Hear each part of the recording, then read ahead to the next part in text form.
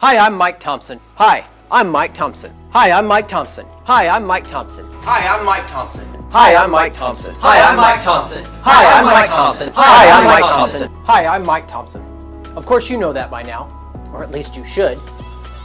I thought it was important to leave you with several of my principles of design.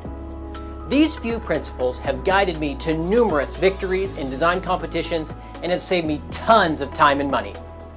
So here we go with Mike's design principles. Make every part serve two functions: rinse, repeat. If a part serves two functions, your design is simpler, cheaper, and lighter.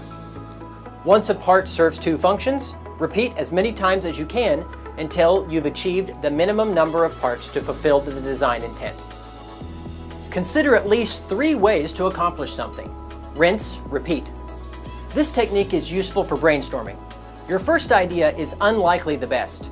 Be open to others' ideas at all stages, especially this one. I cannot tell you how many times I have found another idea to be superior.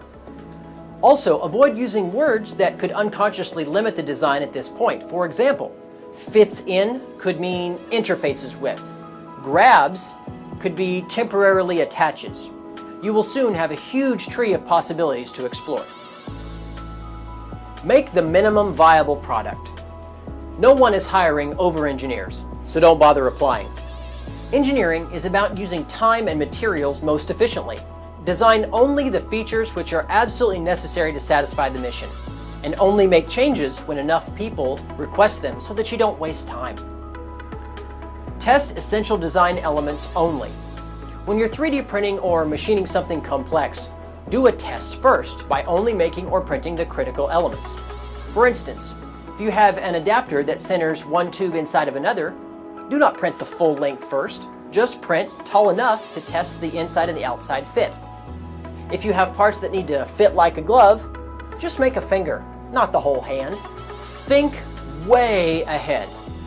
You have a part designed. Now think how it's going to mate with the next one, and so on.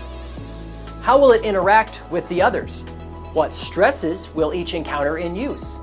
Visualize yourself and others using it by going through the motions, and consider the ways that it might fail.